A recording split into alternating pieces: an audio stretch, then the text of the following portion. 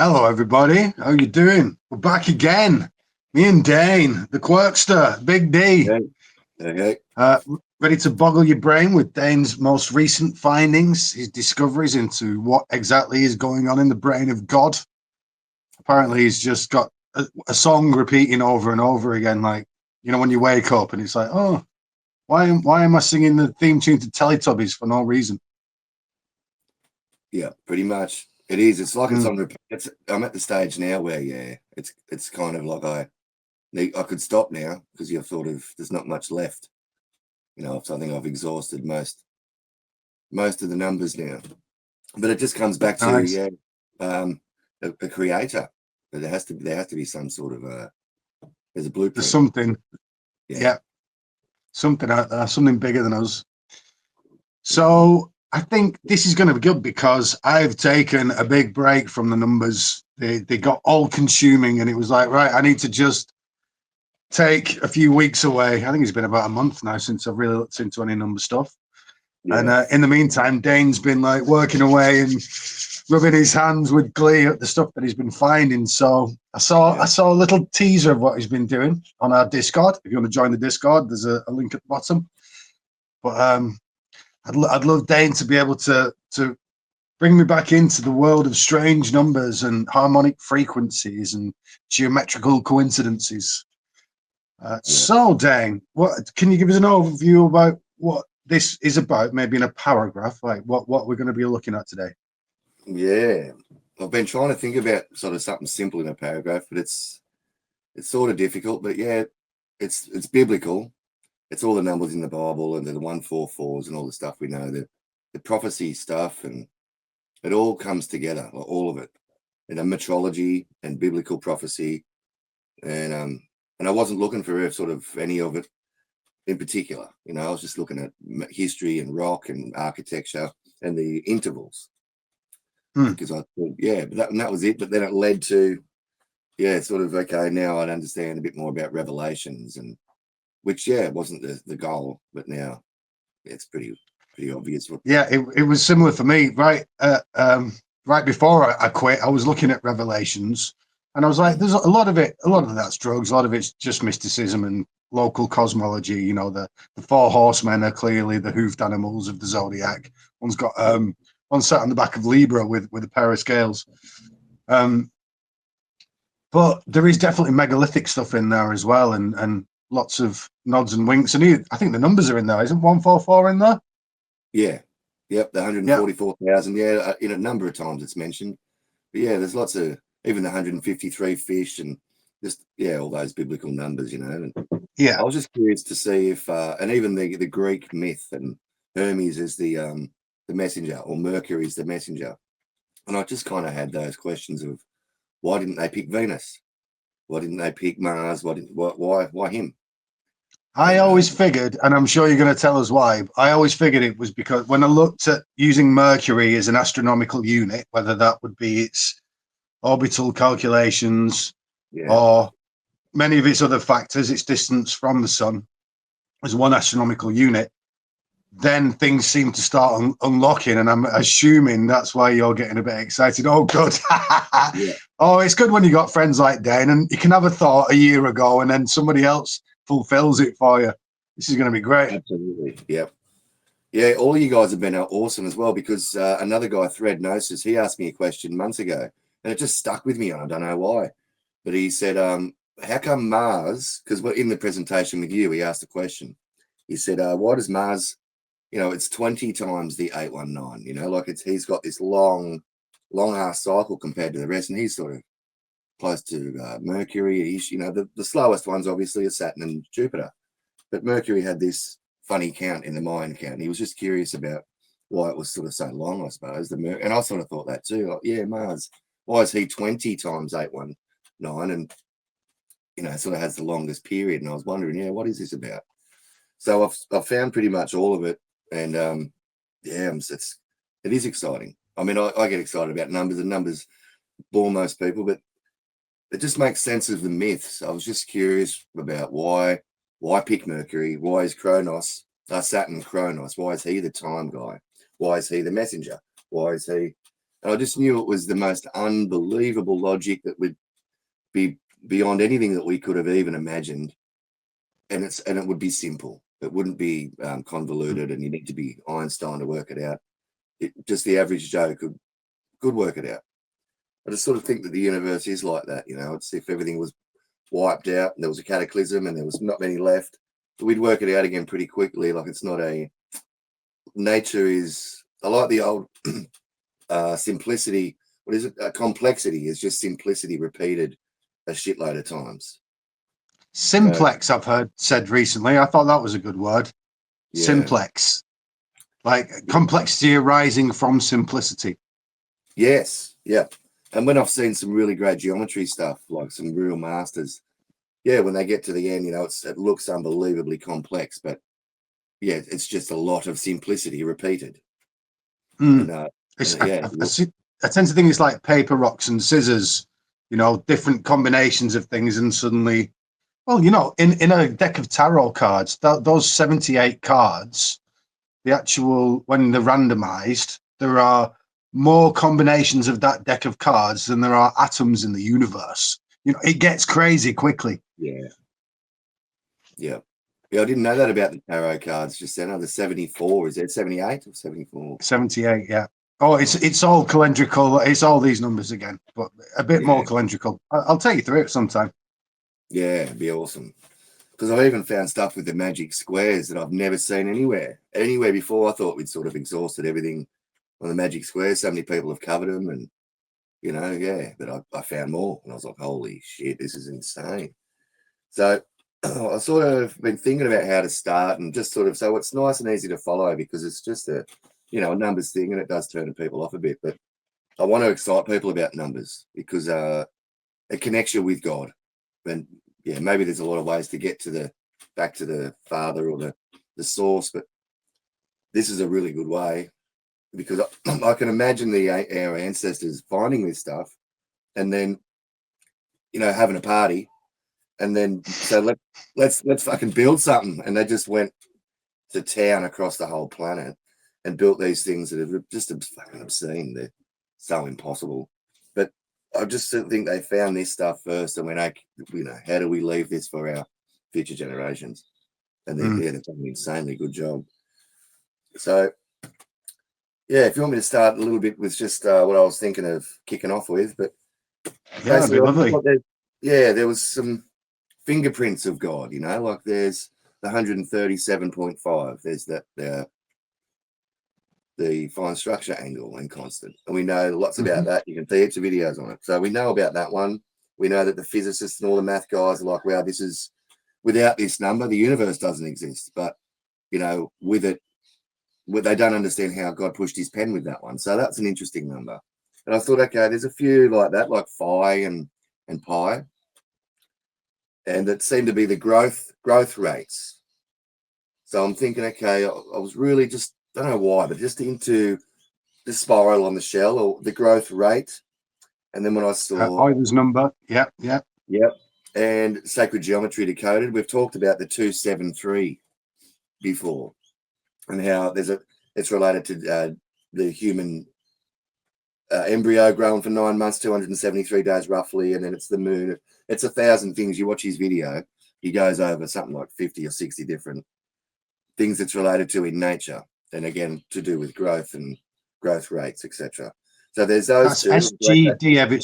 Sorry, Dane. That's SGD. Everybody, Sacred Geometry Decoded. He's a fellow Aussie, and he really knows his stuff, and he shows it you practically as well. So I'll put a link for that as well down here somewhere.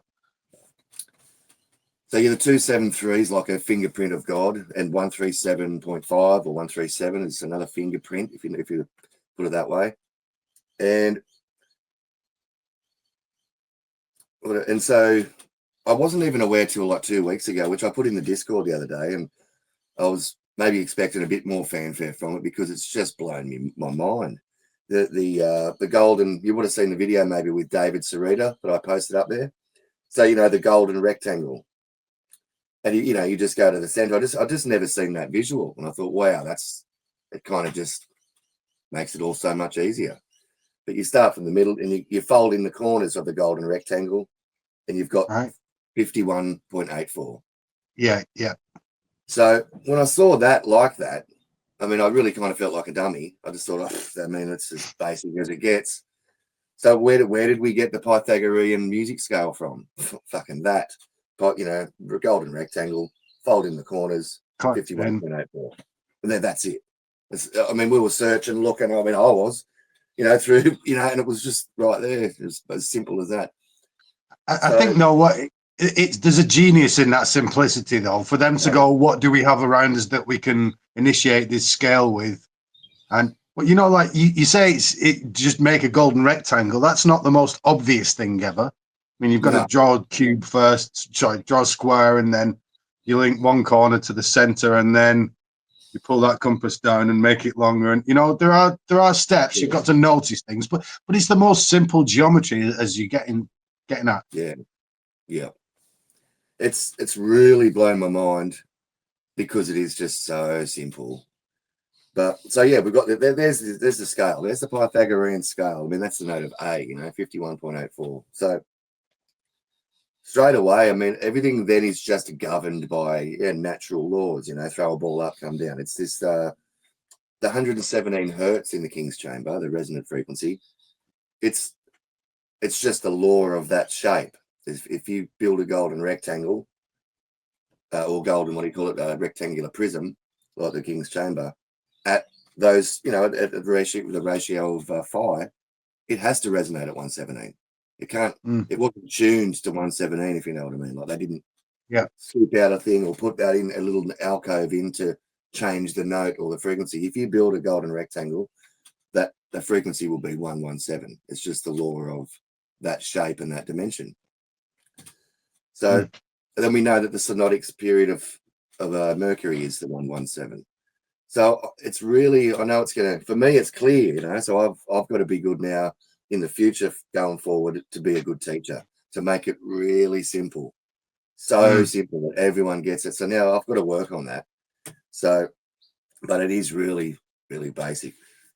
So that's the most basic one. Where did we get this music scale from? So I love the cutting the string. You cut the string, you have an octave. That's the law. No matter how emotional we get about it, we can't change the fact that that's a fucking octave forever and ever. So I love that about law, and there's all this order out of chaos, and it's the bodies, the celestial bodies follow the law. They're very law abiding, and they never miss. So I put something up the other day for a little example. The eclipse last year, 8th of April, and I found it just by accident, but it's 432 months until the Great Conjunction in 2060. Exactly, to the day, not a day extra, not a day less. Oh, wow. Yeah, and I'm thinking, okay, now I'm going to start looking at lots of eclipses and then going forward to looking at conjunctions. Are these connected? Do these anticipate and predict and show you that from here, 432 months, you'll get a conjunction? So are the eclipses related to the conjunctions in this harmonic way with that harmonic scale, 432? And now I can look back through time and go, oh, yeah, they're all 432 apart, or I'm yet to get there. But those sorts of finds are like, from that eclipse to there, not a day, not an hour different, 432 months exactly. I mean, you could call it coincidence, but for the fact that it's almost always 432 or some multiple of it, or one of these special numbers. We're dealing really, when Dane was talking about these fingerprints of God numbers, what we're talking about is mathematical constants, things that can be derived from geometry or the local cosmos that always, without fail, equal the same number over and over again. Most of these constants are scaling for growth. It's in order for you to get bigger, to make a change. It might be movement, but that movement could be considered a growth. If I'm trying to get to a destination, the closer I get to that destination, the more I have grown in my walking or whatever. So what Dane's saying is that in the end, he's clearly found something amazing here. But in the end, through all that complexity and looking at the clockwork, as it were, of the universe, this slightly random, messy clockwork of the universe, Yeah. with lots of variables. That's the thing. We have so many variables interacting that it looks difficult to look at. But obviously, Dane's got to something very simple here. Yeah. And even 2 days ago, I saw something that I really fell out of the chair and thought, oh my God, I thought it's sort of almost you get embarrassed. I did a little bit, like, fuck, it's so simple. I was running around like a chook trying to, look in there deep. And it was just right there and it was so easy. For example, 1 to 9, you add up 1 to 9. This is for Matt too, by the way. Love you, bro. Because this is just blowing my mind. So I told him the other day, and he mentioned in the Amish Inquisition thing, the diameter of the Earth divided by 45 is 176. That's Matt's number. I call that Matt's number. So his metrology. He's got a few, the 888s and the 7s, but they're 176. And of course, we already knew that 88 plus 88 is 176. So we knew that's a double cycle of Mercury, of his orbital period. So we knew all that, and we know about the base of the Great Pyramid is 378. That's the synodic period of Saturn. So I knew that there was some synodics already just in the base of the pyramid, or simple like that. So I knew myself. I hadn't seen it really anywhere else though. Like everyone's talking about, I don't know, so many other things to do with the pyramids, but it's never the planet cycles. I don't really see much on. No, you don't know. No, I don't know why. I really think it's kind of the main reason. If I was one of the builders, I just think putting those synodic cycles all in there. But as we'll see, though, you don't need to put the synodic cycles in there. Once you just use phi for the build, bring those corners into there, you've literally got fucking everything straight away anyway. Everything. So everybody out there, sorry, just a synodic cycle is the cycle of any body in the solar system moving through what would be a full cycle by, you look at a star, when it passes that star and does a full cycle, essentially. That's how it's done. That's a synodic period. It's not necessarily measured by the sun. No, it's pretty much when it comes back to the similar place in the sky. Obviously, it's only a little bit different as far as the background it keeps moving. Yeah, but it's roughly that's what they say it is. It comes back to the same spot. So they've all. I've got them all completely locked in on what the synodic period is for everything. Only to Saturn. Past Saturn, I haven't worked on yet. Just because I, going on the theory of the ancients couldn't see it. So I work the same. We're trying to figure out what they were thinking, not necessarily. And what they can teach us about what they've done. Yeah. So why wouldn't you appeal to the? I totally agree with what you were saying before. These ancients were showing absolute reverence for the gods, and we know to some extent, for most cultures, the gods are the planets and it's the solar system. They tell you over and over and over again. So why haven't we been looking up there? I think, Dane, because it's too complex. And frankly, until recently, we haven't had very good measurements. The ancients would be out all the time measuring the planets and that, and there'd be secret little books. So we kind of live in a golden age for this stuff. Yes, we are. Yeah. With the Rosicrucians, for example, Francis Bacon, John Dee, and all those guys, when you go and watch the people like Peter Dawkins, he's got some great stuff on it, really. But the Gemini twins theme throughout the Shakespeare works, all the Shakespeare sonnets, plays, all the works, this Gemini thing, they literally smashed it home 100,000 times to the point of just like, why? What is this absolute redundant thing about Gemini? And I was, mathematically, it's about the doubling, just this doubling maybe, or halving even, right? Like, okay. So like we just saw there, the base of the pyramid is a double cycle, a double synodic cycle of Saturn, 756 feet. That's 2 Saturns, 2 synodic cycles of Saturn. Exactly, Right. So we've heard about, like, if you're 37, I thought you put something up the other day. It was one of your pictures, you've made all the purple stuff around it and everything. You've got, I think you wrote 37, the Great Divisor. Was that right? Something like that? Down in the corner, I think I saw I read it all in small print. Probably. 37, the Great Divisor. Yeah. And I've seen lots of decoders from even the rabbi and stuff talking about 37, but only surface level and saying like it's L, because it looks a little bit like L, 37. You flip it around and you can make it into L. I remember when you showed me that nebula that has, is it an Orion that has the number 37 in it? Yes. 37 nebula. That's been a while. Yeah, I haven't even thought about that for a while. Yeah. Yeah. Everybody go and look that up. I'm not going to put a picture up, but yeah, go and look that up. That's mad. There is actually the number 37 written in Hindu writing up there. You know, the numbers, the normal numbers. Yeah. So we'll just do the little whiteboard for a sec, and I'll just quickly show you something really easy. Can I ask you a question first, Dane? Yeah. You were about to tell us about the 9 factorial, the numbers 0 through 9. I think you were going to. Yeah. I mean, I really did feel like a child. I was like, oh my God, because it's not just the ancients that, you know, it's so simple. Like God, it's easy. I don't know how to put it. It's like being God would be a breeze almost. It's so simple. Count to 10. Can everyone count to 10? You've got the secrets to the whole universe if you can count to fucking 10. I can't believe it. It's blowing me away because, yeah, you add 1 to 9 and it equals 45. Right, 1 to 9 equals 45. But then when you just add the 10 on the end, you know, 1, 2, 3, 4, 5, 6, 7, 8, 9, 10. So add the 10 at the end, you get 55. You know, 5 and 5 equals 10.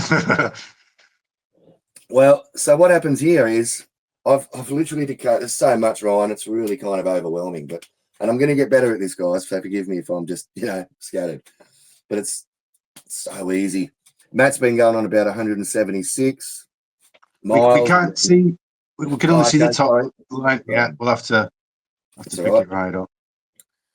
So he's got 176s and stuff going on. 176, yeah. The Matt constant.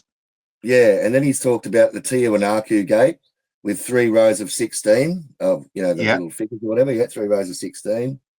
And the Catholic Church, as we know, they've got the Chi-Rho symbol. Yeah, they've got the Chi-Rho. And I love even Matt talking about stuff like the spear. You know, he said that in one of the methods they'd hold up a spear and shadow length and stuff. So that's essentially the Chi-Rho, And it's like if you wanted to represent something, you know, and you wanted to make it the simplest representation of what you're trying to talk about, I've noticed that they've brought it right down to the number 911. Of course they did, right? And because another Saturn number.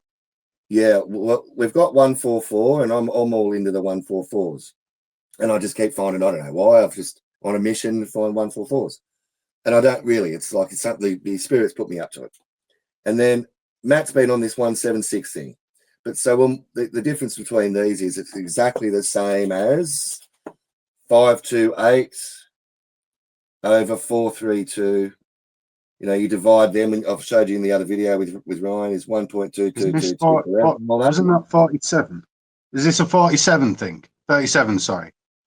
No. Sorry, carry on. It's my brain's going at 500 miles an hour here. You tell me. So, I mean, this is the Giza Plateau as well. Like, you know, we saw that with Robert Edward Grant. One side of it's 528, the other side's 432. That's the plateau. So, and he shows you in the video that it's the equivalent of 911, you know, 532 over 528 over 432 is the equivalent of 911, right? So I knew that. And by the way, everybody, that's 9 parts to 11 parts. If we divided it all up, it'd be 9 parts of one to 11 parts of the other. Yeah. Now, of course, I'm sort of, you know, moving around a bit, but here's the Chi-Rho symbol with the P. And this here, we can express it like this, you know, 9, like the Roman numerals, you know, 9, 11. So it's within one symbol, you know, you can encode a lot with just that little cross and the thing. So it's 911 because with metrology, you know, if you want to navigate across the whole planet, like 911 will do it for you, because 9 times 16 is 144. Right, remember at the T and the P's on this little, you know, cross thing of the Catholics. And 9 times 11 times 16. Yeah, 11. So there we got the 911, but times 16 is 176. So 176 over 144 is the same as 911, like 9 over 11. It's, you know, and 528 over 432. It's all the same. You know what I mean? It's the same bloody mathematical equivalence. So we go from, we've heard about, this is L, right? L. Let's just put it there. L. God, you know, Saturn, L. We hear about L, the black cube, blah, blah, blah. 37. But what is L in control of? Who's the boss of? The angels. And the angel numbers are you know, the triples, aren't we? Someone called them that. Don't know who, but that's what we call them. And L rules angels, doesn't he? So pretty easy. We go up 3, 6, 9, 12, 15. 3 times 37 is 111. You know, 6 times 37 is 222. Yep. And 9. Yeah. So there's the angel. So he rules the angel numbers. All right. So I'm giving you this like as in we're going somewhere with this. So just hang in there. Because at first that's just easy, simple, nice, okay, cute, whatever. But we're going to get to the Great Pyramid and fuck, you know, how much is in that thing. It's the gift that keeps on giving. So I'll probably bring the big one over now. And I'll show you. Actually, no, I'll keep it there. So what I ended up doing, let's start with, just hang in there, guys, because this is really worth the bloody the time. We've got, okay, let's go the base, half the base of the pyramid, 378. And we'll times that by the height, right? 481. And it equals 181818. Righto, so what? Cool. Because what I'm tying this together with is that presentation with Ryan on the Mayans, and he's all saw the 819 and how we got the 819, it's Mercury and all that stuff, and all the synodics, which is in your videos, you know, the Saturn was 4914 and all that, but we'll get there. So there's this 18, you know, and I'm thinking the brother-sister relationship between those two sites, Egypt and South America, those Quetzalcoatl ones. Think, okay, how can I really prove that they knew each other, that they were all there, that they're doing the same math, that they've discovered the same phi ratio of everything and all that, and they're just going around the world, put it in very specific locations, etc. So this one here, we can go even sort of 13. I just want to just put these here, but 13 times the where is it? Sorry, guys, it's not written down here. Times 37. All right, 13 times L. That's the footprint of the Great Pyramid, 13 acres. And you get 481, you know?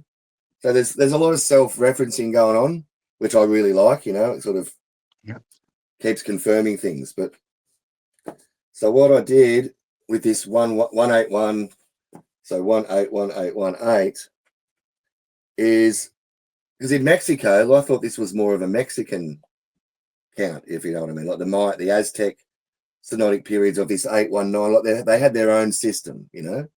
But we came out with these numbers. That was Saturn. This is Venus, 0495. You know, that's 5 times 819, okay? But I didn't know when I did the interview with Ryan, is that I didn't know about, I was just looking at the mines. I hadn't got into synodics much at the time. It was just new for me. And I didn't know that they had these, it's on the big board over here. They have their own synodic periods, and I didn't know what they were, right? So, okay, Saturn is 3. I knew that one, 378, but I didn't know that Jupiter had this one of 398, or sort of 398, 399, because it's point something as well, you know, but it's between those two, 398 and 399. That's his synodic. And I knew the Mayan count was for Jupiter was 15561, and that was 819 times 19, right, for Jupiter. Interesting, we know the Sun card's 19, and he's like the, you know, Sun King. So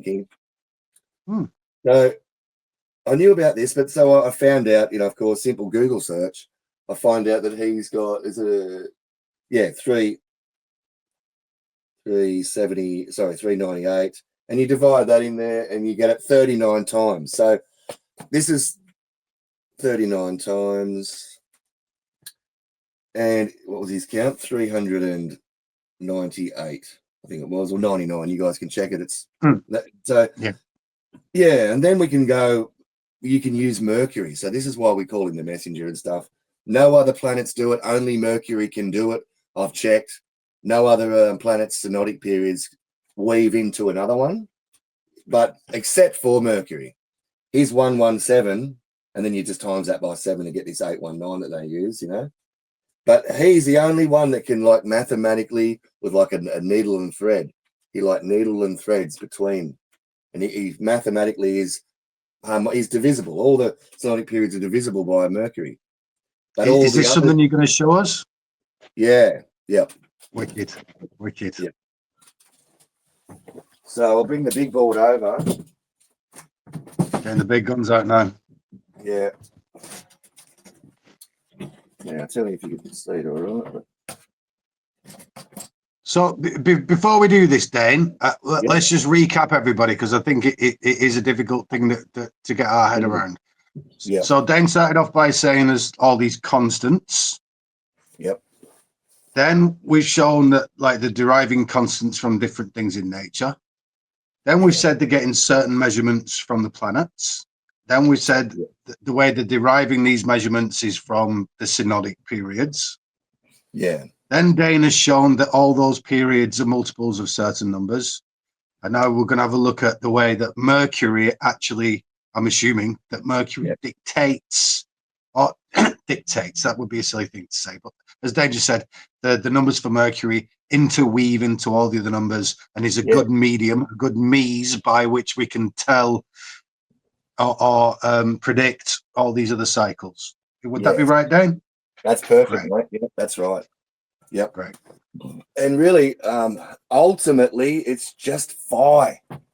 It's just 1.618, because, as we know, we just said about the golden rectangle, you know, you fold in the sides and bang, you've got 51.84. You've got the whole scale of, you know, the music, Pythagorean music scale, just from doing that. And I just didn't know that, you know. So let's go to Saturn. Saturn's got 378 synodic. In the mine, it was 4914. I showed within Brian's video, but I didn't know about this, all these other synodics here. But of course, they all work, right? Venus is 585 days. I didn't know that when I did the last video, but I just knew about this 819 times 5 is, you know, Venus synodic, right? But that's his thing there. And of course, he goes into 4095 7 times. But with the Venus thing, it's 5 times. Right. I've looked at all the other ones. So 780, for example, I saw, does he go into, you know, Jupiter, or, you know, this one down here, that's Mars. So do any of these other ones, like, you know, work together? No, they don't. They just, none of them, they're all points up and they're all fractions. But when you use Mercury, no fractions, just perfection, you know, just whole numbers. Beautiful. So when the thread gnosis guy asked me, what's this Mars? Why is he 20 times 819, you know? Would have thought he'd have a shorter thing. Well, turns out when you try all the way up to this number, it just doesn't work. Like Mercury's synodic and his own synodic of 780, it just doesn't work until you get to that number. Like, as in, it's I would have sort of logically thought that because we're using 117 all the way up, they all would have been kind of divisible. You know what I mean? Like they, but with it makes sense. Yeah, just sort of, I don't know. I just thought that probably would be the case, but it's not. And that's why, it's obvious why Mercury really has been chosen as the messenger. Well, I get that name now. He's the only one that can carry, these messages, you know, in whole, perfect, harmonic terms. You know, there is no other. So that's really, blowing my bloody mind. But you should do. So I was going to I knew I'd have to rub this out, but that's all right. So he is just weaving his way through all of the other synodic periods perfectly. He really is. So, but it is, like I say, it's just 5. If you just said something there, like you know, we're introducing the planets and the thing, it's just this one system. There is no planet system and that music system and a metrology system and a nope. They're just one system that does the whole lot, just does everything. the size of the Earth has to be 7,920 miles. It can't be anything else, guys. The reason is you wouldn't be able to see it, you wouldn't be able to hear it, you wouldn't be able to interact with it, you wouldn't be able to interface with it if it was any other size, because the shell inside your eardrum at that ratio is designed, the whole of nature's designed around that so that you can interact with it. If this spiral here inside of your eardrum was at a different ratio, yeah, we'd probably hear other dimensions. We wouldn't even hear Yeah. we wouldn't hear the birds singing, because the Earth would be foreign to us, because our design of Because it's for Earth, yeah. All the antennae that we're using at a different ratio. It's like a dog. We can't hear that very high pitched sound. Mm. So, yeah. So could you delve into that? I find it I can't actually see this board, by the way, Dane. It's all quite small on my screen, and there's I'll never be able to see it. It's just too small. So okay. I'll just have to ask you a few extra questions. That's it. So, what you've really triggered me there. What is so why is it phi? Could you really delve into that for us? Can you explain it in a sentence and then delve into it maybe? Why is it phi? Yeah, I mean, it's just that growth rate. I think obviously that and we've called it 1.618, haven't we? We've come up with this. Yeah. As we know with Stephanie's work, she's talked about, because everyone says, 432 is arbitrary, and they are right, because they are right, except that the seconds and stuff in a day, we could call that arbitrary too, but sacred geometry decoded, he draws that flower of life, and every angle all the way around, it comes to 1440 seconds. I mean, come on, people, stop being argumentative. It's in there. Everyone's just being argumentative when they say it's arbitrary. It's like, come on, man. The angles. Yeah, no, I don't agree. Yeah. Whenever anyone tells me it's arbitrary, it's like, no, the cosmos itself, all of it, tells us over and over again that it is these numbers, and that there are these seconds and minutes and whatever else we call them around the arc of these degrees is inherent not only in the planets out there, but the actual geometry itself. The second you start sticking circles together by the perimeter or the center, you get these numbers out of it. They're just everywhere. You get them in triangles, for F's sake. You know what I mean? Yes. They're just there. Yeah. Yep. They're just there. And the planets just really do follow the law. They're just following basic fucking law. So when we get to, we'll get rid of the big one because we can't. I'll bring the small one closer. And where's that little one? Where is it? Where did I put it? Sorry, guys. I'm just looking for my little one. Oh, there it is. Oh, no. There it is. Righto. So this is kind of the magic part that's coming in with this 181818. So yeah, so we know that 176 and 144 are the equivalent of each other, like these 911s, the same thing. By 9, 11 by 9, you get 1.222. And we've been working on the mile. And, it is just 0.6, isn't it? We know it's 0.612 or 21, I think it is, to the kilometer. You know what I mean? It's 0.621. But I worked out, if you just turn that to a 2, which is pretty close, 378 is, what you add to it to get to 1, to get to a kilometer, which is the synodic of, Saturn. So it's sort of like 1 kilometer. You minus the synodic and you've got the mile. It's quite strange, that one. But what? Anyway, yeah. Fucking what? Yeah. That's all it is. Yes. You minus the synodic period, 0.378, and you've got the fucking mile. You know what I mean? What the? So, all right, let's get to this really freaking cool bit.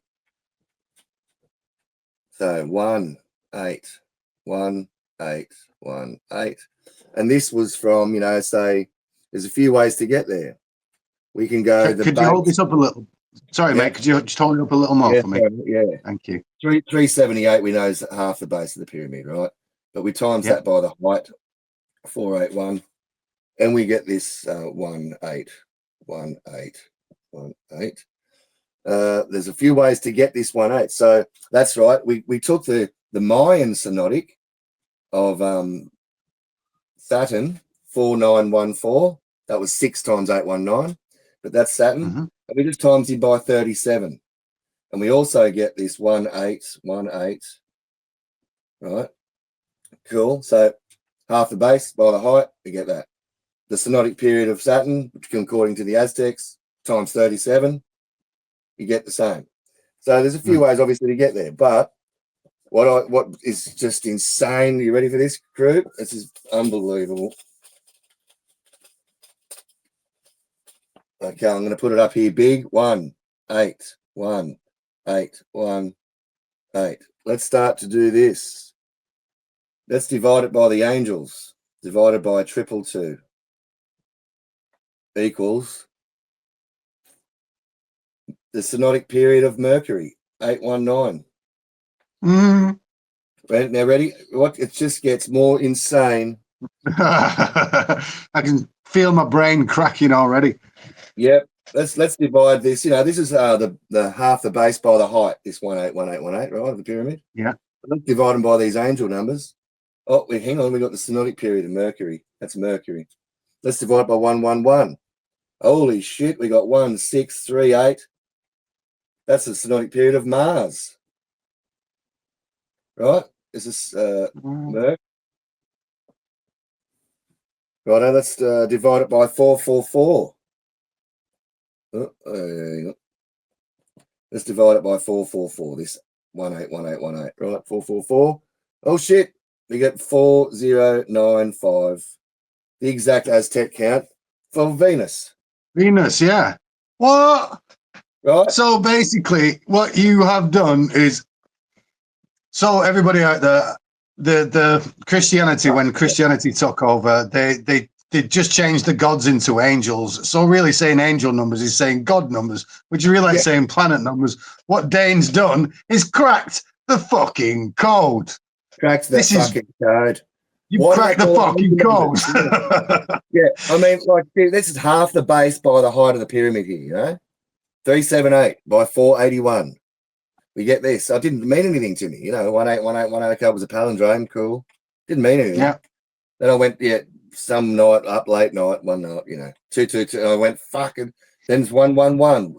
That's Mars. Then we've got Venus. Let's go again. Let's go.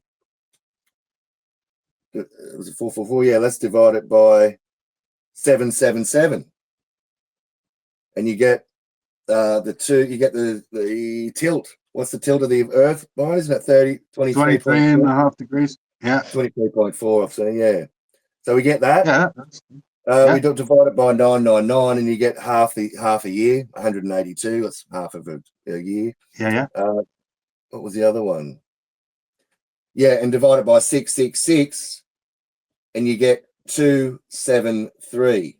Now we can, put a link in there for Sacred Geometry Decoded thing, and it's worth it because he spends half an hour showing you how many things in nature that grow at that rate of 273, and it's just so That many. is right. Yeah, it's just so many things. Obviously, from culture, you know that 666 is a really important number. So if you're seeing that end up in a calculation, it seems to be one of these key numbers. Yeah. Even like orbital periods, I was wondering how. Okay, the orbital periods are a lot different to the synodic period. What was it? It was 225. I think it was for the Venus. But again, all these like orbital periods and then the synodic periods, etc., are all derived from these the angel numbers, the triples. This 273, 137.5. So I was ages ago when I was talking to Ryan, I knew that doing all the synodics by 37 came up with always these palindromes, like 575757 or whatever it is. I've got them all written down, but it's just basically I was like, okay, that's funny. All these synodic periods, if you times them by 37, they're all these palindromic numbers. And yeah, so when I did that, divided by the angel numbers, and you get all the synodics, that's just like, in the Mayan count, you've got this like a wheel. You got like a wheel, and they've got like all the other little wheels that roll around each other. It's really complicated and quite crazy how they did that. But you know how they're like cogs, and they roll around the inside, and they go at different speeds. Yeah. I mean, that's insane how they did that. Those guys were beyond genius. But so now we go to Egypt, and they've done it in a different way, but with the exact numbers, the exact same, like not a day different. And all they've done is half the base by the height, and you get that 181818. Then you divide by the angel numbers, and you have, like I just showed you, Venus, Mars, Mercury. So I actually have something to add to this, because obviously Dane's taking this one away. And I can tell you the reason, not you, Dane, you know this, but I can tell everybody the reason why that 37 is linked to all these angel numbers. And that is because 111, which is obviously the root of all the angel numbers, times by 5, you get 555, 6. 111 divided by 3 is 37. That's what it is. 37 can get you to that 111, and obviously any multiples of that, it's the same. It's simple. Is 37 a prime number, Dane? Do you know? I don't know. I haven't even looked into the prime stuff. Let me have a look at that. Some people are all yes, it is. Yeah, it's a prime number. You can just tell with the way it's operating. It's a prime number. Yeah, it is a prime number. And then it'll have to be for another day, because it's just really, I've got to get myself around this more to make it easy.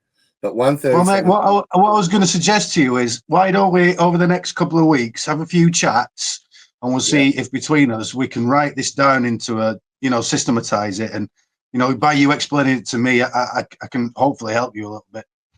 Yeah, I have got it sort of written it all down quite well. But it's again, it's just then I've got to get it out of the head and through the mouth nicely. Yeah, I'll get these numbers here, like the 137.5 and the 273 and phi 168.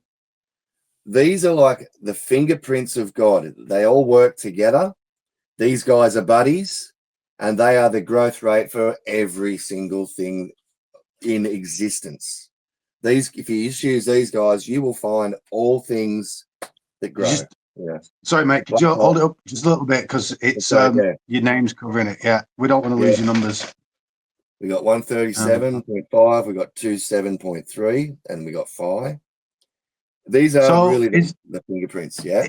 Is there a relationship between those numbers together, or is it just the result of these? Yeah. No, there is. Yeah, and I've done the calcs on that. It'll have to be for another time. But they all, when you start humping those together, they start coming up with again all the same, but very harmonic.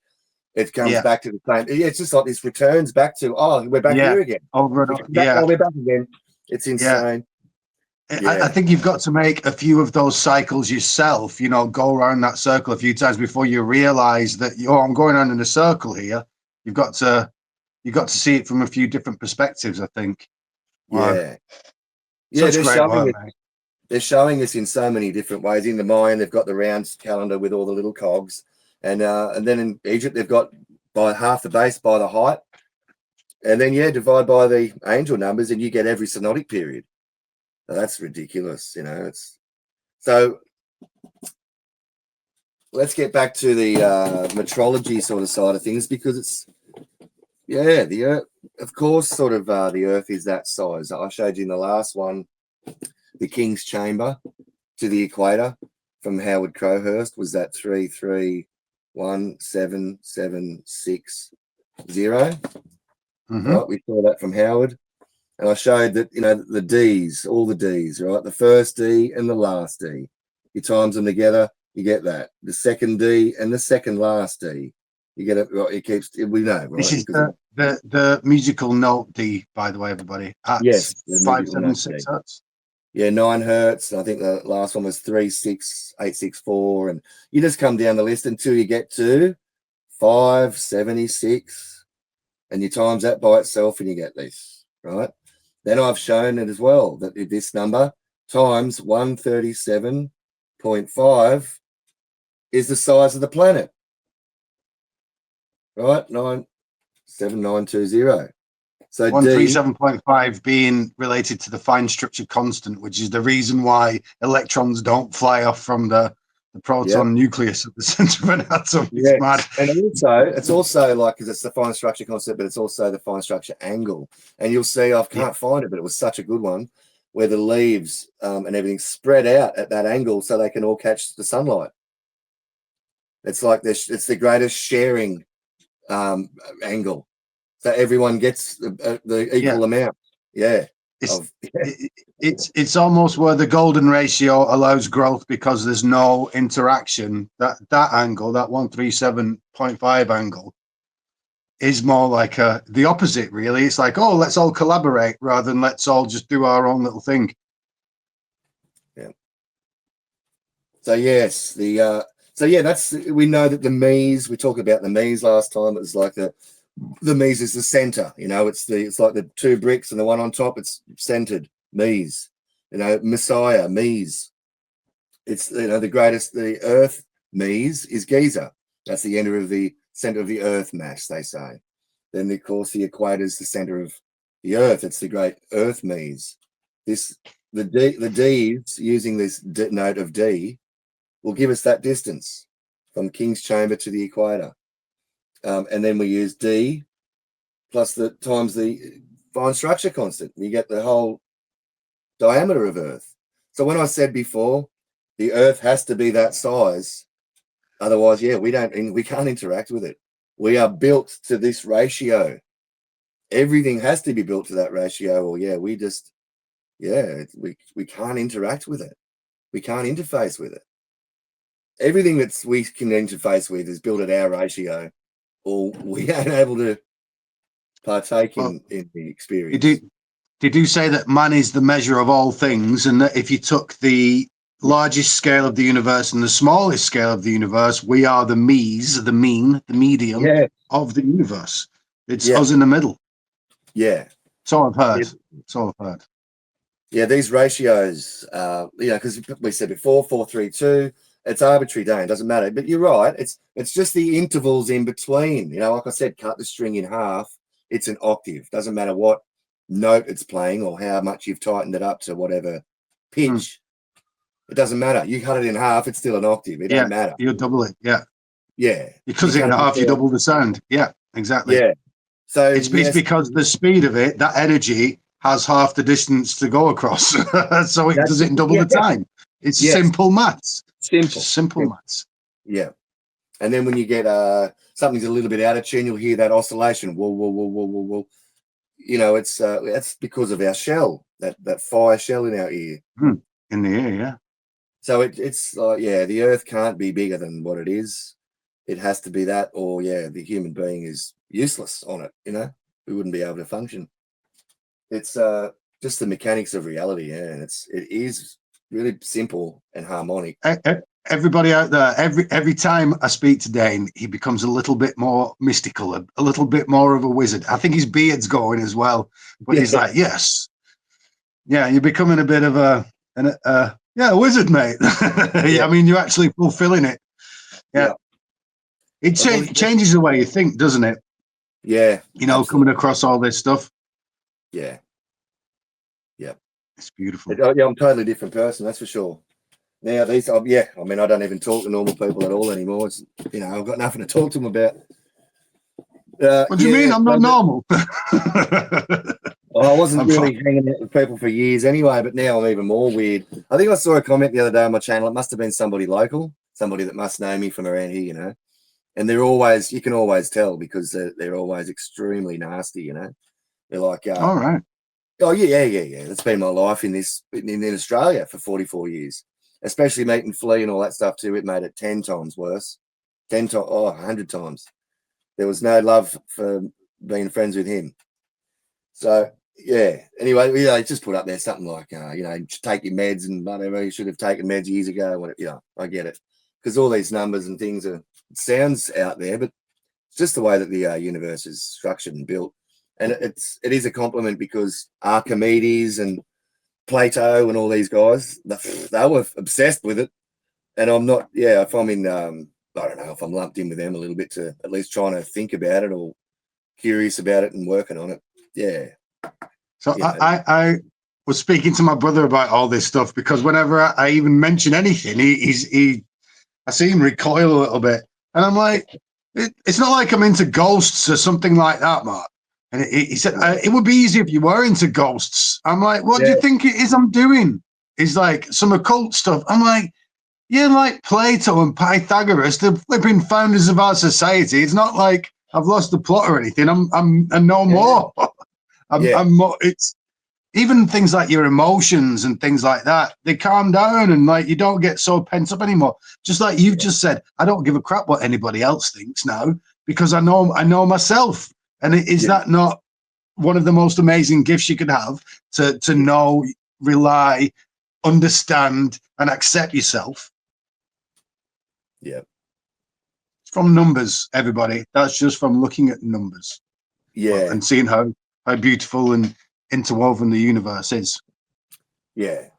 It's like I said before about that counting to 10. Just count to 10 and you count to 9, you add them all up, 45. And you add the 10 on the end, you get that 55. It's, I've shown 360 degrees in a circle. The divisors that go into 36, right? So 2 and 4 and all the numbers that go into 36, well, they all add to 55 when you add them all up, So the 16 gate thing is, 16 times 9 was 144, and 16 times 11 was 176, and 16 times, what was it? Into 36. Oh, I've got it here. God damn it. Basically, I've got to find. I can do it for you. So 16 times, what did you think it was? I think it was times 30. Yeah, 16 times 36. What is it? 576. 576, is it? Yeah. That's right. Yep, that's right. It is too. Thank you. So times 36 is 576. Yeah. And these are all the measures for Earth. When Matt does his 7th lines, and he's got this 176. This is. So I need to pause you again, mate. Sorry, Matt is one of our other people. You can see him on. You can see him on the Discord, or you can see him on my channel or his own channel, Matt Apocalypse. Yep. He's figured out this even older version of very, very ancient. We're talking Stone Age mapping of the world by dividing it up into lines. Yeah. Of certain spaces, and that's the number that Dane was just saying then. Yeah. And it is the most ancient, but again, it's not like on its own. It's not sitting over here going like it doesn't fit the Pythagorean scale or something, it is still it's the most ancient, but they didn't abandon it and go to a new one later. Yeah, it works with it's the same base. It's the same basis that they're using to fulfill that particular system. They're using the same stuff, but they've just changed it slightly over time for different needs, different requirements, even different cultures. Yeah. I've got books filled up with numbers in it to just drive people mad, I reckon. But it's just so incredible, bro. I've got to show you a couple here. Sort of like 528 times the 273, and where is it? 144, 144. Yeah. You can shout them out, mate. I'll do them on here if you need them doing. Yeah. So that's solfeggio. That's a solfeggio, and this is the Pythagorean. The 432 and 144 is D. But we've used this 273. So like when we use 273 or 137.5 or the phi or 0.6, 0.6 is, how we've got like 11 by 9 over 9 is 1.22222. Well, I did the Rosicrucian trick and I just halved it, and of course I knew it was 0.6. 0.6 is the growth ratio as well. It's sort of like another way to depict 137.5 or 273, or it's another It growth. seems related. It seems related to phi as well. Being Yes. yeah. It is. 0.618. Yeah, mate. It is 0.618, but the kind of 1.8, you just don't even need the 1.8. Yeah. You just don't. Like 0.6, stop there. Like the rest of it, it's good for some things if you're trying to apply it to some applicable. Being very, very accurate. Yeah. Yeah. But 0.6 is all where you can just really stop there. And I'm starting to understand now why the Rosicrucians were really on about this Gemini thing. It wasn't just the mythical side of it, Romulus, Remus, and their attributes. And the oldest myths in the world are the Gemini twins. If you go on Kraken Fort, is it Kraken Fort channel? Yeah. Yeah. And he goes, the oldest myth on the whole entire planet is these twins. There is nothing older than the twin myth. And I think it might be. I have to correct you. I think that's as far as the Indo-Europeans are concerned. There are older myths of like a tree and a snake. Yeah. But, you're dead wrong. Yeah.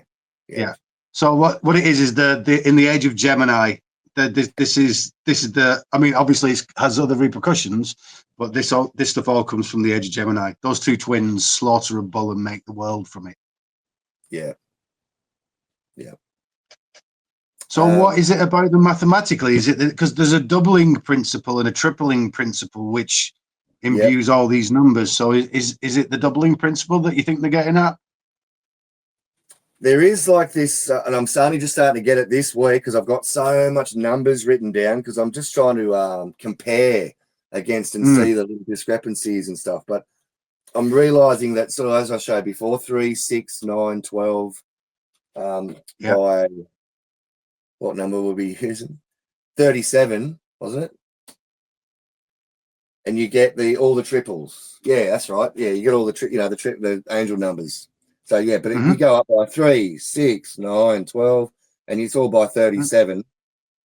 So I'm starting to see the connecting bridges between 273 and how how it relates to the triples, and also the 37 is related to this 237. Like they have this interplay, and again, it'll be a future video, so I can sort of people that are nerds that are into this stuff, they'll love it. But I just don't want to bore everyone too much with numbers and that today, because it's just so involved. It gets me unbelievably excited. I just love this shit. I fucking love it. Because it just comes out, 144, 144. You go, yes, like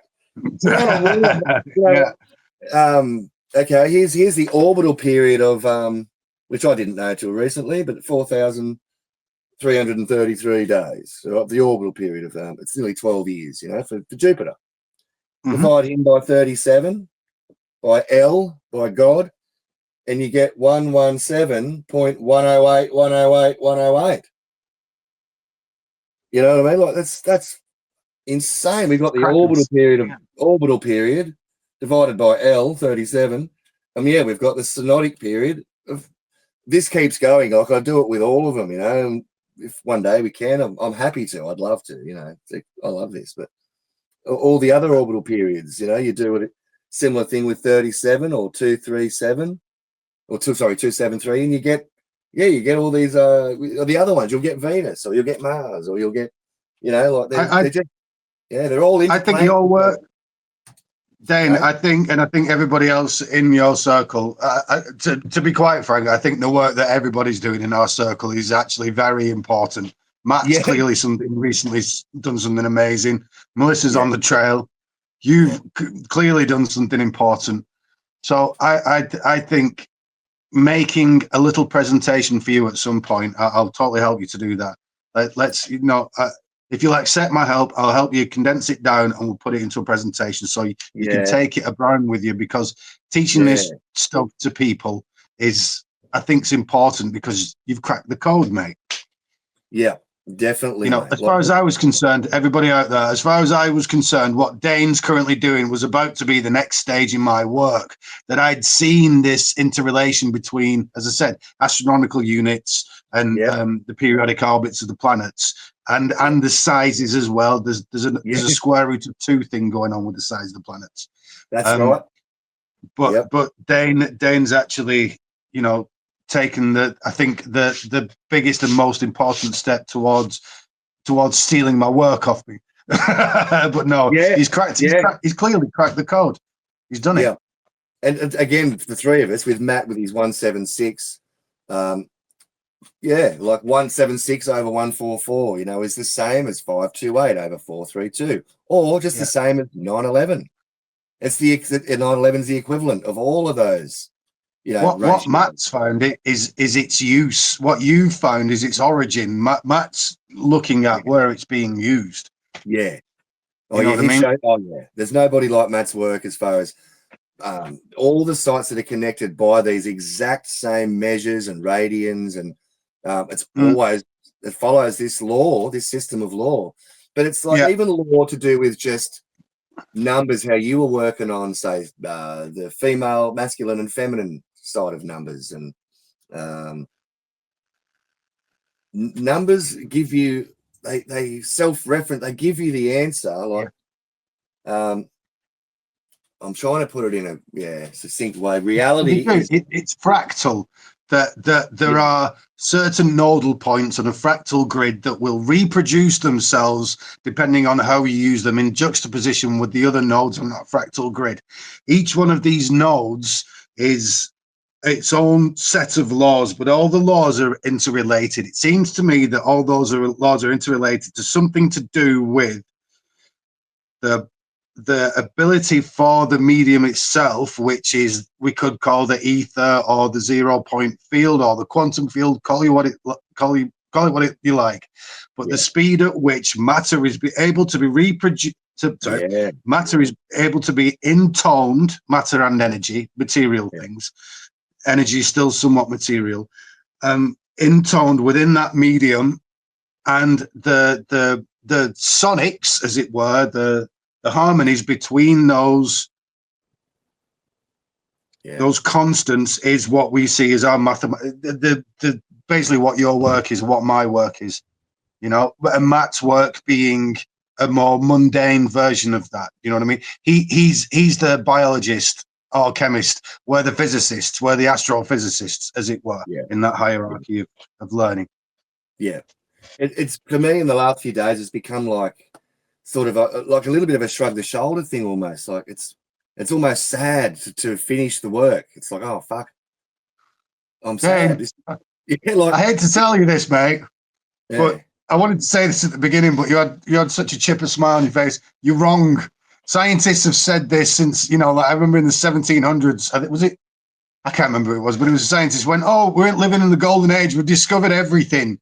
You know, we think we have. You might have found your fundamental, but there are more places. I promise you, mate, this journey will never end as long as you live. No, I know. I totally agree with you. I get you. I'm just sort of, I think it'll be on to, I mean, as you can see, I've got stacks to work on still, but you'll be able to bring it down to where, you know, if you can't stay up there, you'll naturally bring it down. You know, you could be making music with this stuff in 2 years' time. You know, I've been thinking about that absolutely, with a guitar sitting here with me and actually play the notes like the procession, and just, you know, it goes from here to here. That was D. So look, you know, that little section of the sky there just played a D note. You know. Oh yeah, you could even tell the history through the notes that you pick. Yes, mate. Well, you know, that's brilliant. Yeah. Well, I think one of the main things we've got to do first, though, is get this out there and teach people, you know. Yep. Because the Masons have all this stuff, you know. That's one of one set of people I can think they've got it, but they don't realize they've got it, or there are a few people that have it and they're not going out there teaching it. They're using it as the mystery to entice you. Yeah, I just wasn't so aware that all these structures were wasn't just the cardinal directions. I've always thought that was, of course, very necessary and important to put the cardinal directions into the buildings. and the solstices and the equinoxes. Love all that. But it was almost like, yeah, that's, of course, it's important. So we know where we're going. That way is that way. That's north, whatever. For us humans living here, that's important. But I knew that those synodic cycles, those periods of planetary movements, was really what the ancients were mostly focused on. If all those astronomical type towers in Turkey and everywhere, like those round towers, and these guys lived there. I think some of them would have been there their whole life, since they were young apprentices until they were old men at these, and just observing the sky for pretty much their entire life, you know, being the recorders of the planetary movements and celestial movements. For probably things like, I mean, like Saturn would only make probably 2, maybe 3, if you're lucky, full cycles in your lifetime. Yes, you know, you're lucky. That's you know, right. They call it the Saturn return, that you've gone through a major stage of your life by the time Saturn's got to that same place in the sky. You know, it's 29.5 years. It's a long time. Yeah. I'm so sort of almost relieved, but I just didn't. I can see now that the synodics are the Pythagorean music scale. They are all like in that family. That's why they work together. That's why it's now no surprise. I'm like, oh, of course, you know, all the time now. Like, it's. Have you had a chance to look at the actual distances? You know, between really yet. No, but I saw Matt and Melissa had some stuff the other day on some distances. I think it was in meters too. I haven't been working with meters much. Been doing mainly just the miles, inches, and stuff like that. But yeah, that's a whole nother big trip on the going into what they've shown with the distances and sizes as well of the planets. I haven't worked on that side of things yet, just mainly the orbital. Yeah. I have a little taster for the sizes. Like I said, it's square root of 2 involved. But, aside from that, it's something we can go on to in the future. So, is there anything else that you want to show us? Have you got another just one quick little fun one? I've got a few things written here that I've always forget, and I think later on, oh shit, I should have said that. But 181818, and we know about this the triple tau. You know, the triple tau. Yeah, been driving me nuts, the triple tau for ages. Like, I've seen heaps of decodes on it, and I'm like, oh yeah, maybe that could be it. But triple T, you know, the T pillars everywhere.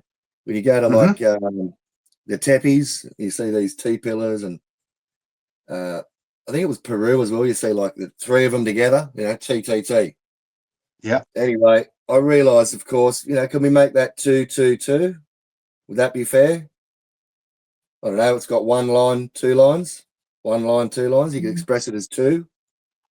Right? They might not have had a word 2. People will argue with me, you know, but we could express 2 surely as 2 lines. So when we do that and we divide, you know, 181818 by 222, we get this 819. Right? So I'm just thinking, fuck, this triple tau, Bizzo. And, you know, that's the height and the base of the Great Pyramid, and we triple tau. Like I'm just realizing that, you know, these angel numbers, triple T, like over in Mexico, the biggest deal on the planet was this 819 thing for their count for the universe, the celestial bodies. Now we're in, you know, Peru, and you know, we've got these T pillars in Turkey and all these. But I'm telling you, when I did the TTT and it comes out 819, I'm just thinking, fucking. It's Hermes. This is Hermes. This is Hermes. They're trying to tell you about Hermes. I mean, when you do that, you know, come on, guys. TTT, you come out with 819. Hermes thrice great.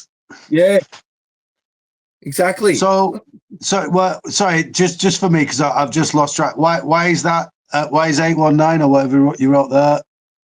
Why is that Hermes? 181818 is the half the base by the height of the yes, and then we did the, you know, divide by triple 2, you get Mercury, but divide by triple 1, you get, you know, so that's Mercury. I can't quite see it, mate. So that's Mercury's synodic, right? That's Mercury 819. So it was 117 days. Yeah. Times 7 in the Mayan calendar. In the Mayan system, they just went 117 times 7 and got 819. And then they did all the planets with that. You know, they went 6 times 819 was Saturn, 5 times 819 was Venus. And so, yeah, this 819 is this messenger. This is Mercury. This is Hermes. Hermes. He's the messenger. So we go, Hermes. Yeah, we divide this half the base by the height, is 18181818, by Hermes, by Triple Tau. Yeah. By the Triple Tau. And we get 819. We get Hermes. I mean,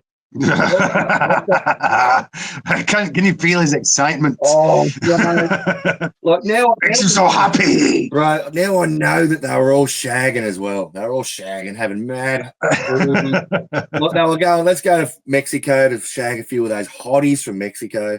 They were all. I used to have a Mexican girlfriend. Yeah, she was hot, but she was also annoying. Yeah. Oh, it's. They were all buddies. I mean, they're using the exact same math, but with a little twist. Like it's almost like, oh, we're going to do it like this.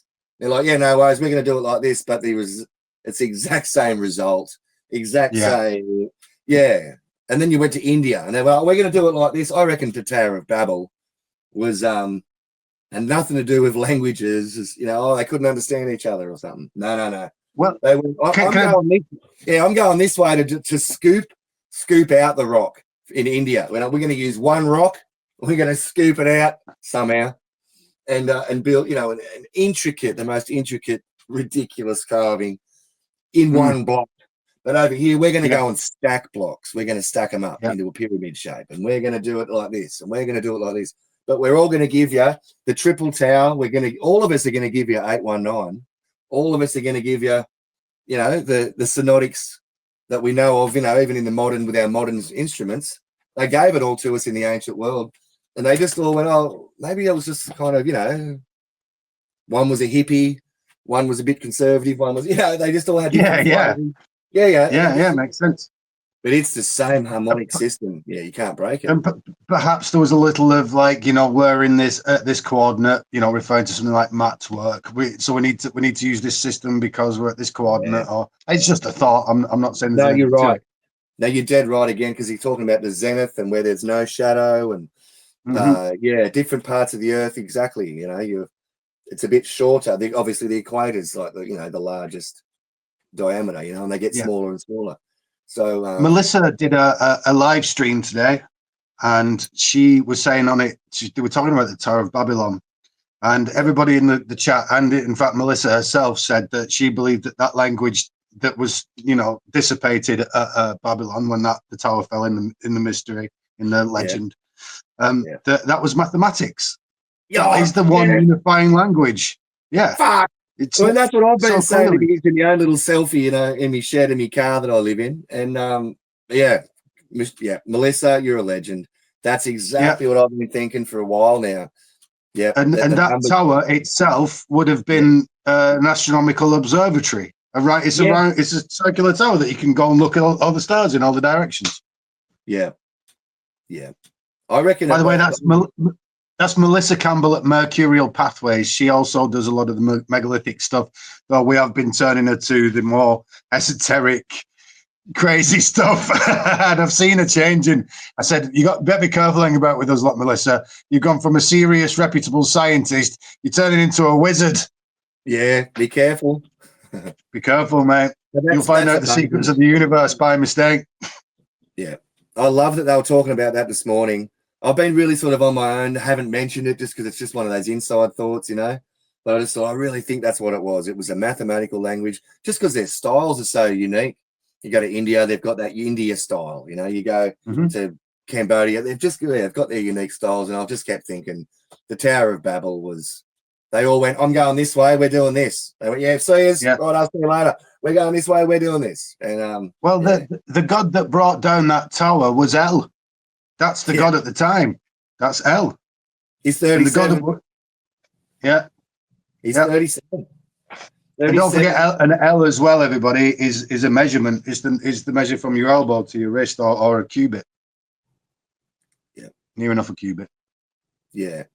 Yeah. So metrology, earth measure, planet, size, distance, speeds, everything, all planet measures. Everything just comes back to those what Matt shows in his work, you know, the seventh lines, and numbers themselves do this anyway. Like I said, you count the 1 to 9, add them up, 45. You know, you divide Earth by 45, you get Matt's 176. You divide Earth by 55, and you get 144. So these are biblical numbers. They're in all the religions. Muslims have got these numbers too. Or everyone, Hindus, it doesn't matter. And these numbers are the highly harmonic numbers. So they actually exist on their own as well. They're special just alone, without the rest of the system. Yeah, they are music.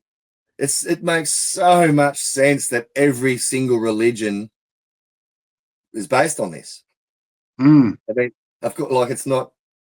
Yeah, it's why it's a spiritual thing. Why the Vatican hoards all this knowledge and stuff. Like, it's we're looking at God, guys. I mean, people think numbers, like, this is fucking God. It's as close as you can get, isn't it? Yeah, I think it mystifies the mind to the point that it's like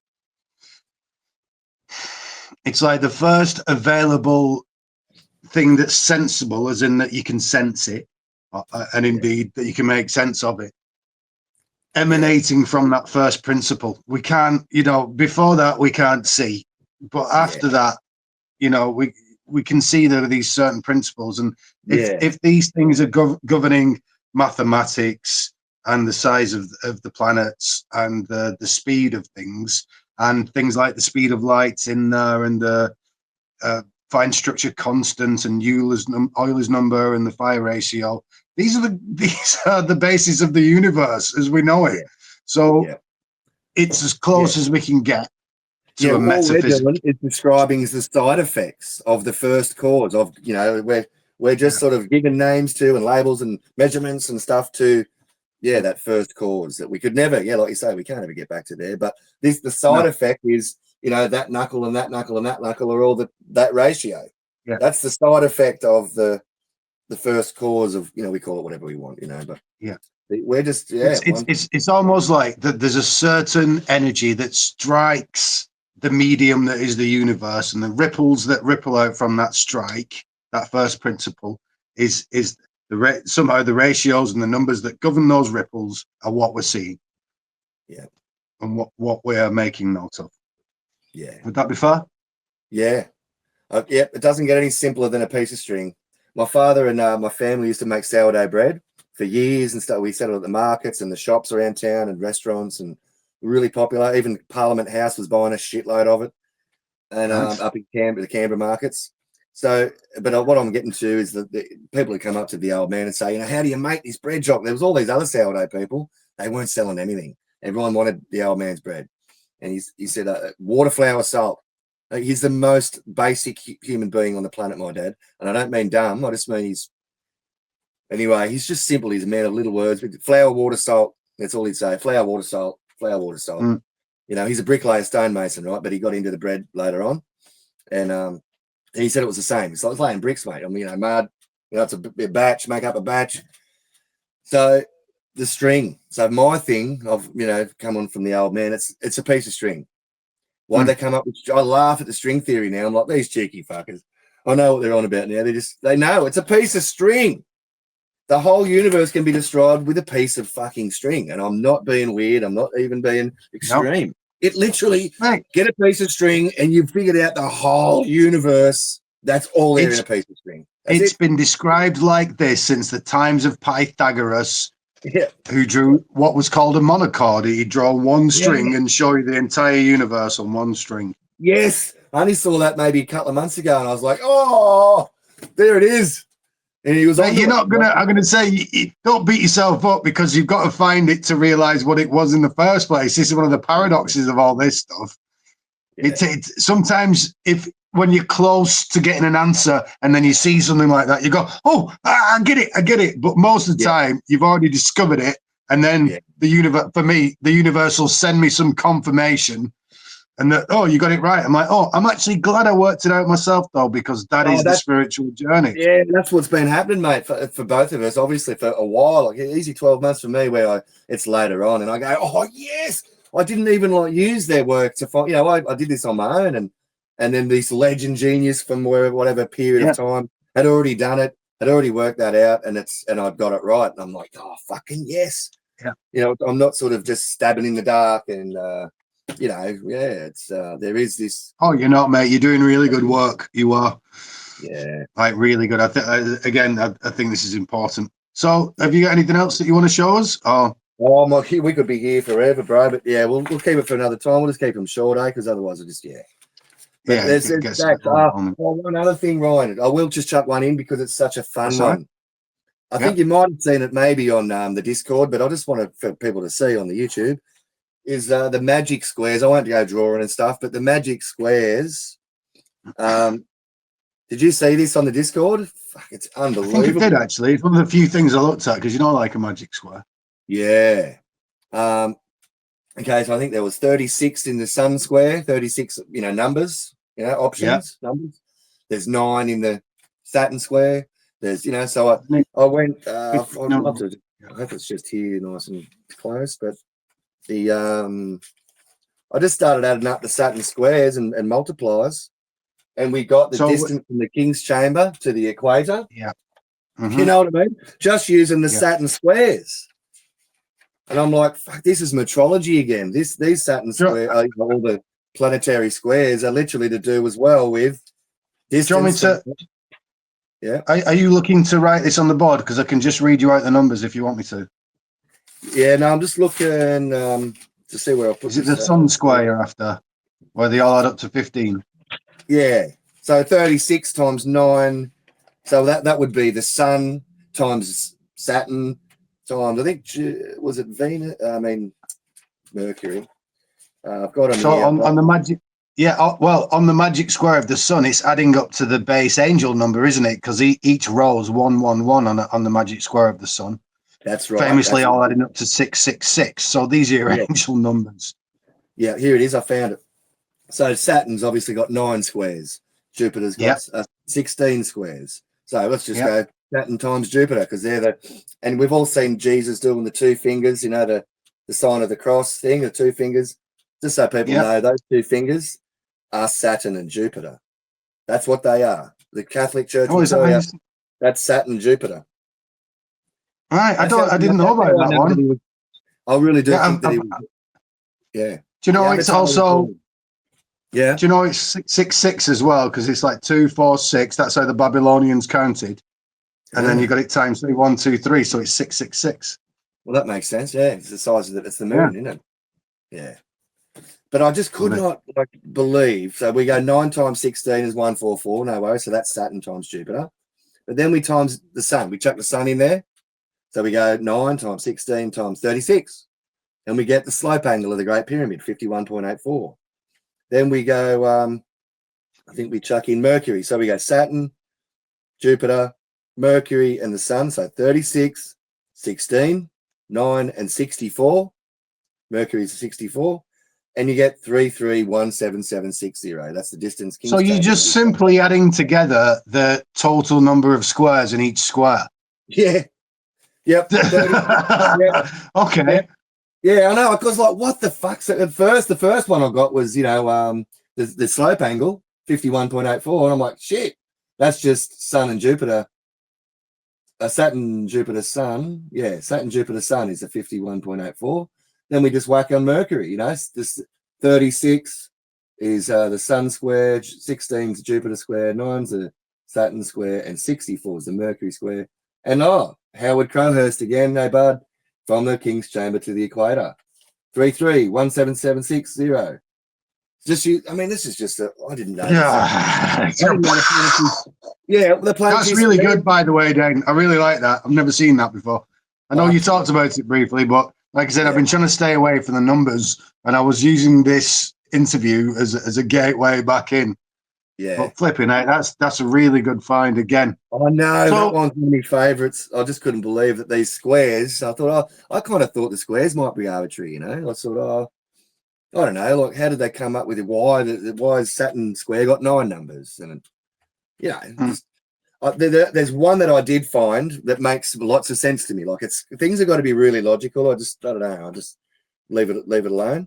But the one Saturn square, I don't think I'll find it right now. Which one was it? I think it was Mars. But his numbers and all that actually add up to his synodic period. It's the only square that does it. I think it was 780.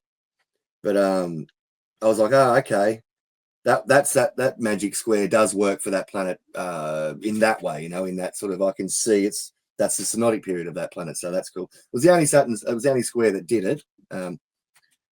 But yeah, that's still a thing. Yeah, and the fella that Melissa's interviewing today, he's where I saw the Sun square and stuff a while back, and the Saturn square, and he does a bit of work on it too.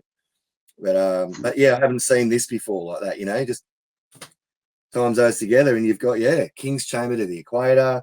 You've got the slope angle, just from using the squares. I mean, I didn't know about that. That's absolutely amazing. I don't think anybody knew about that, mate. I think you might be the first one. Yeah.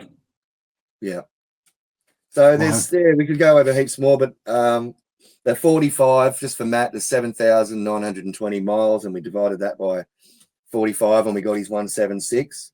So yeah, 911, the Iosos Christos with the P at the top, the Chi-Rho symbol. That's a metrology symbol, folks. That is a measurement system.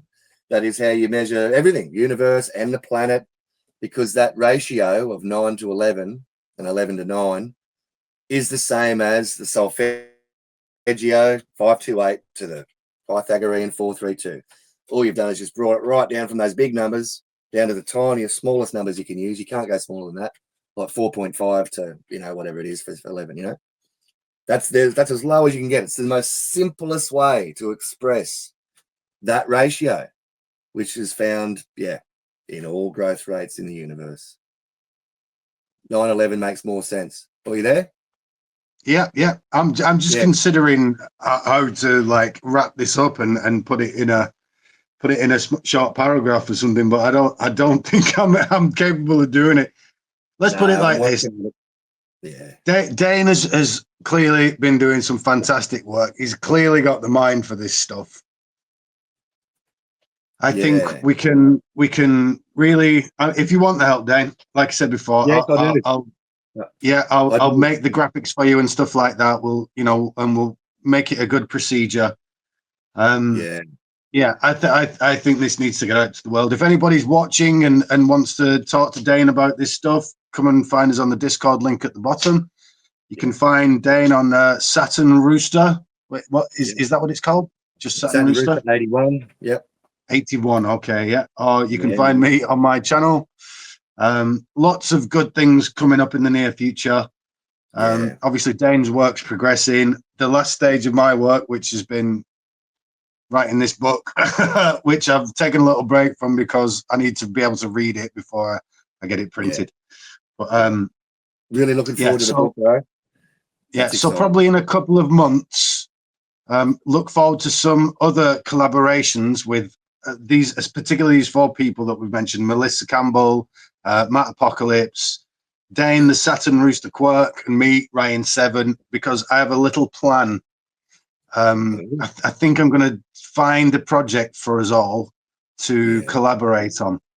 Fantastic. I think that work will be, this thing that might have taken us years so far with all these minds on it. I think it'll just shrink that time. We'll be able to do something really cool, and it'll be fun to work with each other as well. So everybody, look out for that, guys. Any final messages, Dan? Anything you want to say? Any videos coming up or anything? No, if you guys get excited about numbers and then shoot me a message. You want to know anything, let me know, because I'm always up for anybody that's a bit of a nerd and keen as on stripping back these numbers, because the harmonics in there are beautiful, and it really has made me more peaceful as a human being. I'm just so much more like, oh wow. Dane, everybody out there, Dane in this little community, and he's such a source of inspiration and of energy and attention. He's a pleasure to have around. Well, everybody, awesome. I hope you've enjoyed this headfuck. What we'll do, I'll get together again with Dane soon. He's always going to be a regular on this channel. I think we're such good buddies. So enjoy the rest of your day. I hope those masks didn't hurt your brains, and bye-bye for now. Thanks, mate. So talk soon.